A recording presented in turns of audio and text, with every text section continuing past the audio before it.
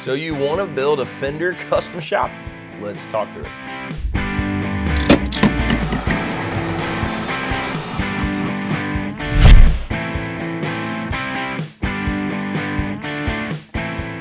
It's Jonathan again with Casino Guitars. Got a fun video today, another slightly different format.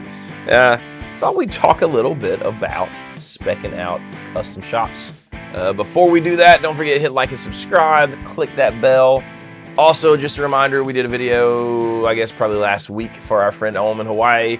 GoFundMe to help him. He lost pretty much everything in the fires in Maui. So go check that video out if you have not seen it. Well, more to come on that. But anyways, getting down to business today. One of the things that we do that I think is a little different than a lot of shops is we spend a ton of our time speccing out custom shops one-on-one individually with customers. Other shops do that for sure. But I think, some of the bigger shops, they end up, it kind of makes more sense for them to sell what they've spec'd for the store, not necessarily spend the time one-on-one with folks, because it takes a lot of time. It takes hours. That's a ton of what I do at Casino when we're not making videos. So if you guys have ordered a custom shop with us, good chance that you talked to me and that, we went through the build process and all that stuff together. Maybe you talked to Baxter, maybe you talked to Sean or Dylan or one of those guys. But anyways, a lot of people call and they don't really know what the process is going to look like. So thought it would be a great time to sort of just maybe talk through it a little bit on camera. There's a Fender custom shop website, and they've got a design guide. You can go through all that. There's an order form in that design guide with sort of like every, little choice you can make. We've got an order form on our website. Now, if you go to our website and our order form, it's just sort of like a jumping off point. It's so that we get an idea of what you want, what you think you want. Some people know for sure, like it's really easy. They pretty much got it nailed down. Some people don't. So, if you notice on our order form, there are some choices that are missing. But it's not a big deal because it's really just to start the conversation. So when I get on the phone with folks or email sometimes, but it's fun to do it on the phone. Pretty much, we just kind of go through loosely what that Fender custom shop order form looks like. First thing is obviously what you want, and it's going to have a Strat, a Tele, Jazzmaster, Jaguar, whatever. It's also going to ask you, do you want to go master built or do you want to go custom?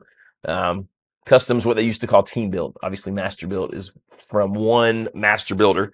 Let's skip that for right now, and we'll talk maybe another video later about a master build and what that adds to the process. But assuming we're going to go custom, like I said, first order of business, what kind of guitar do you want? So once you pick that, and a lot of people get caught up on those base models, like, do I want a 63 Strat or do I want a 57 Strat? And a lot of people ask me, how much difference does it make? Reality is not a ton. Obviously, it's a little different carve in the 50s as opposed to the 60s. But the biggest thing is sort of like the base model specs we're starting with. So, a lot of times I can sort of pick and choose for folks.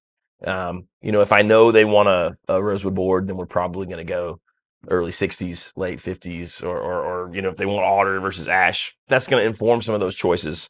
But once we start making choices, it's going to make less of a difference.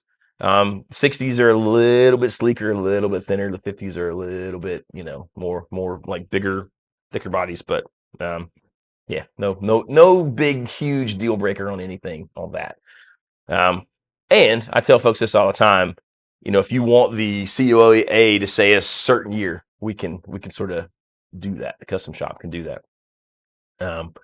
So anyways, once we figure that out, the next thing that comes up is what kind of aging we want. So obviously NOS is a choice where you have no aging, where it looks like it just rolled off the factory, brand new in whatever year, it's supposed to be. And then it kind of goes, runs the gamut from closet classic all the way to super heavy relic.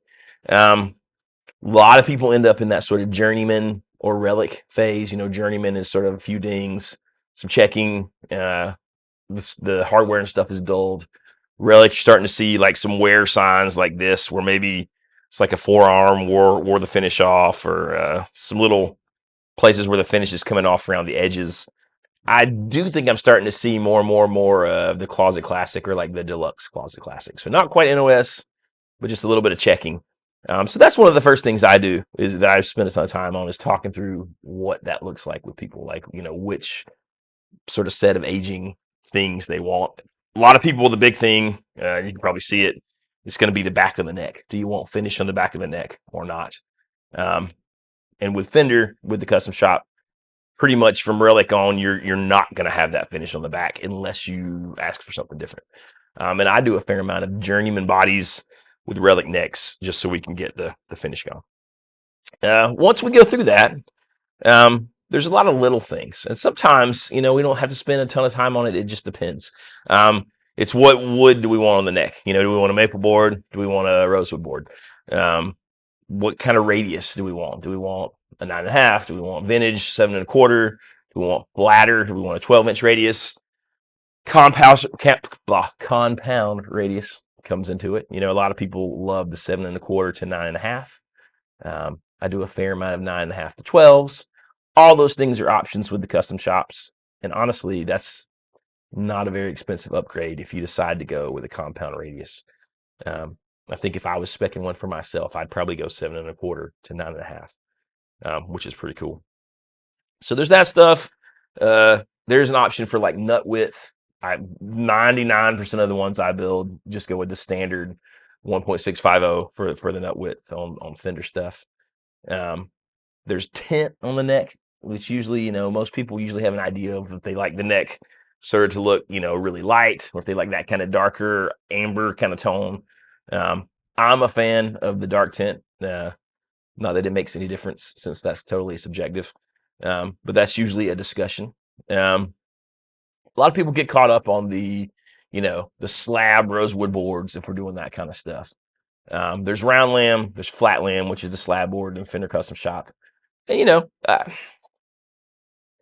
I hate to say that I notice a huge tonal difference in the two, but there is a difference in the look. And so, I think it depends on what aesthetic you're going for, maybe what year's historically accurate. That doesn't matter to some people, and I think it's okay if it doesn't matter to you. Part of the joy and the fun of the custom shop is you can put things together like your favorite things from different years. I know that might be heresy to some folks, but it's kind of part of the fun. So when we get into that stuff, let's say you decide to go with a rosewood board, there's options like sorting for dark rosewood, to make sure if you want a really, really dark piece of rosewood, or maybe you don't care, maybe you like a lighter piece, maybe you want to see the sort of striations and the grain patterns in it. Those are all things I can put in the notes for the custom shop. And custom builds, it doesn't necessarily guarantee that that's going to happen, but I feel like they're usually pretty good about making those things happen if we put them in the notes. So that's a pretty big thing. Occasionally we'll talk about sorting for lightweight. Now that's a big one. Some people, it's a huge deal that their guitar is as light as possible. And we've talked about that on the channel before, heavy guitars versus light guitars. When you sort for lightweight, all that's doing is just, they're going to take the time to go and find the lightest piece of wood when it's time to build your guitar. Now it's possible that the guitar before yours, they grabbed the lightest piece of wood because it was on top.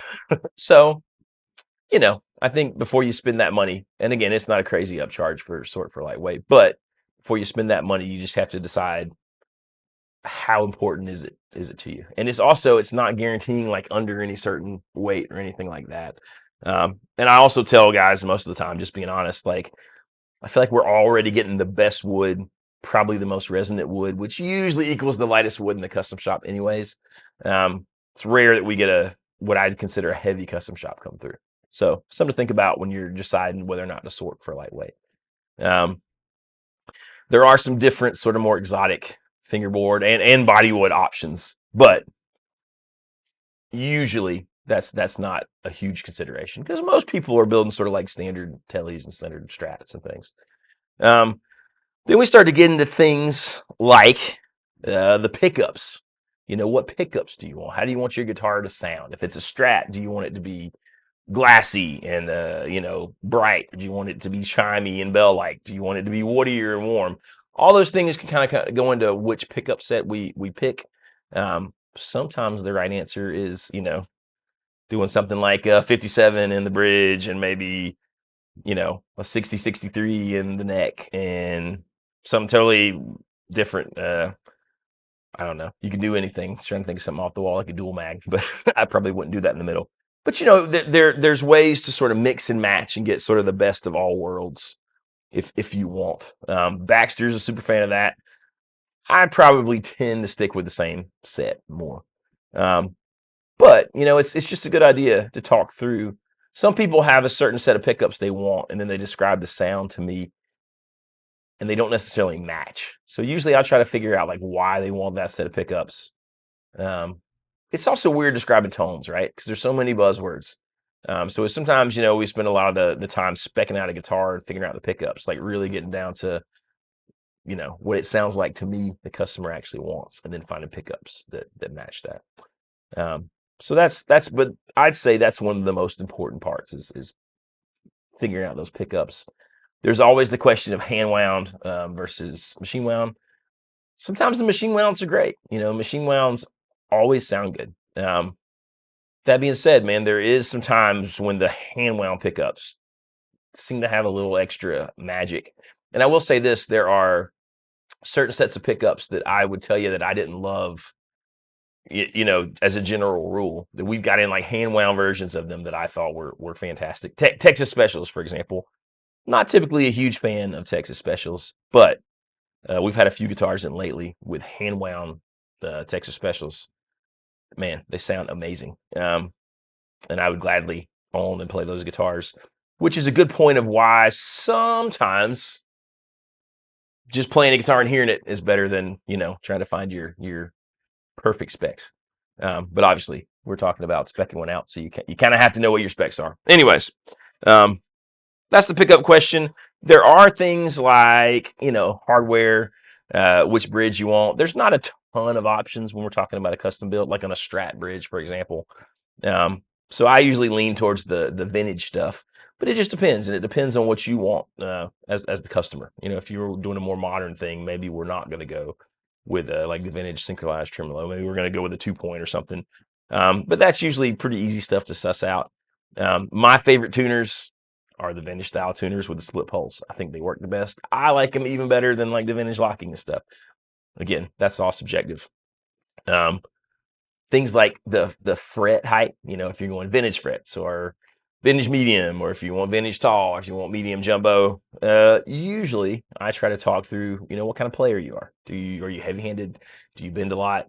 Do you never bend? Do you like your action as low as possible to play as fast as possible? All those things, they go into which set of fret wire you might want on your custom shop. But again, usually a pretty easy conversation. Most folks, if they've got to the point where they're ordering a custom shop, have an idea what they like, and they've had guitars with vintage tall or with medium jumbos or jumbos. But if you haven't, that's okay. That's sort of what we're here for. That's the kind of things we can talk through to figure out what's best.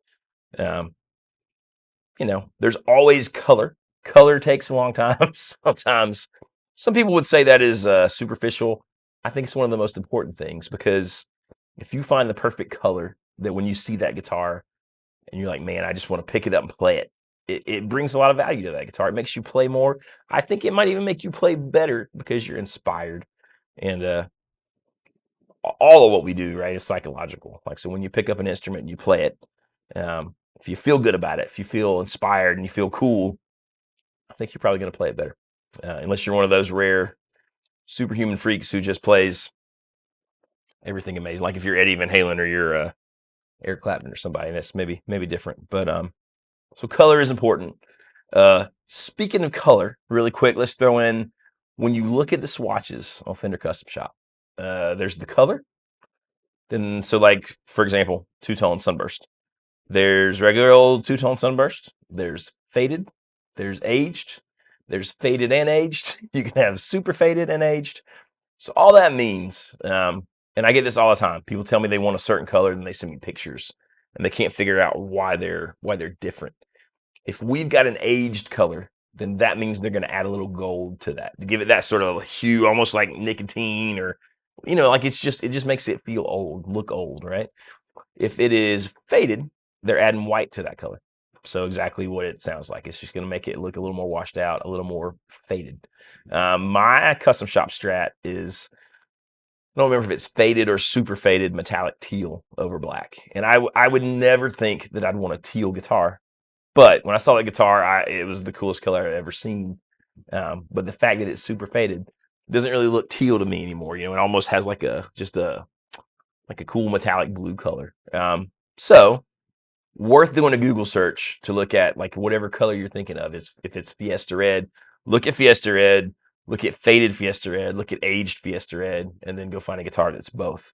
And sometimes you might surprise yourself with which one you want, but that probably accounts for 90% of the differences that people see or get confused about. And it might take a color that you kind of like into the color that you picture in your head. So remember that. There's other little things like wiring.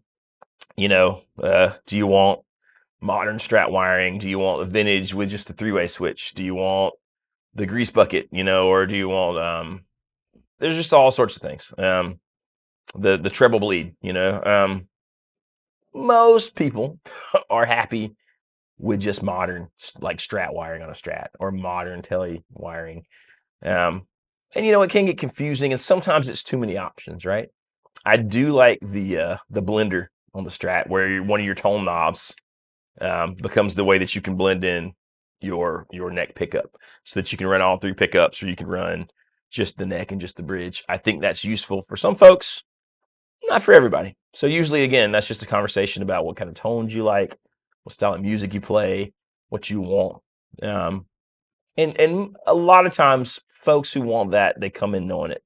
And if you don't know anything about that, you probably just want modern Strat wiring, where it's just the normal 5 positions. This is the tone for the bridge. This is the tone for the neck in the middle, and that's it. That's I'd say most players feel good about that and actually use all of that. So there you go. That's about it. That's usually most of the information we need to really pin down what you want, build a guitar that is exactly right for you. That's sort of your dream custom shop, or your dream guitar, hopefully. If there's something I missed, if there's questions you guys have that I didn't talk about, put them in the comments, and we will try our best to keep an eye on them and answer them, or maybe do another video later, a part 2. Like I said, maybe we should do a master build video on the same topic, because that adds a few steps. But yeah, that's it. That's pretty much, if you call tomorrow or you want a Fender custom shop, that's about the conversation we're going to have in pretty much that order. So thanks for watching. Again, throw your comments or your questions down in the comments. Don't forget to hit like, subscribe, click the bell. Thanks for watching. We'll see you next time.